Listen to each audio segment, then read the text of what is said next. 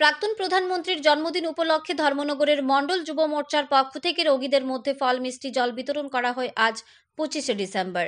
ভারতবর্ষের প্রাক্তন প্রধানমন্ত্রী তথা ভারতরত্ন অটল বিহারী বাজপেয়ীর জন্মদিন। এই জন্মদিন উপলক্ষে সমগ্র রাজ্যের সাথে উত্তর ত্রিপুরা জেলার ধর্মনগর মহকুমায়ও ধর্মনগর মণ্ডল যুব মোর্চার উদ্যোগে এই দিনটি যথাযোগ্য মর্যাদার সাথে পালন করছে।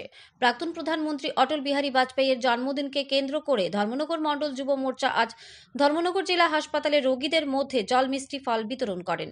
জল এবং মিষ্টি ফল বিতরণ অনুষ্ঠানে উপস্থিত ছিলেন ভারতীয় জনতা পার্টি ধর্মনগর মণ্ডলের সভাপতি শ্যামল নাথ, সহসভাপতি অশোক দত্ত, জেলা সাধারণ সম্পাদক জগৎজ্যোতি দেব, মণ্ডল যুব মোর্চার সকল সদস্য ছাড়াও ভারতীয় জনতা পার্টির অন্যান্য নেতৃত্বগণ এবং উপস্থিত ছিলেন পুর পরিষদের অন্যান্য কাউন্সিলররাও।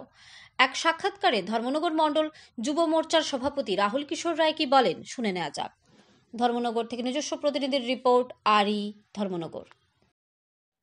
ভারতবর্ষের প্রাক্তন প্রধানমন্ত্রী ভারতরত্ন অটল বিহারী বাজপেয়ীর আজকে জন্মদিন। আজকের এই মহতি দিনে আমরা ধর্মনগর মণ্ডল যুব মোর্চা সারা ত্রিপুরা রাজ্যের ন্যায় আমরা ধর্মনগরে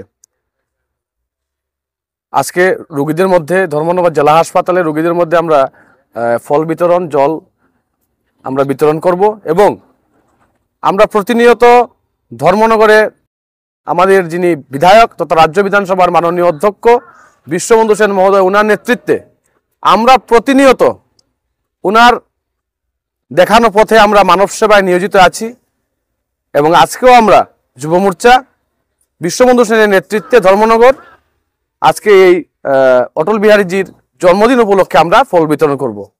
আমাদের জনপ্রিয় বিধায়ক রাজ্য বিধানসভার অধ্যক্ষ মহোদয় আমাদেরকে প্রতিনিয়ত জনসভায় নিয়োজিত রাখেন এবং উনি প্রতিনিয়ত আমাদেরকে নিয়ে মানুষের স্বার্থে কাজ করে যাচ্ছেন।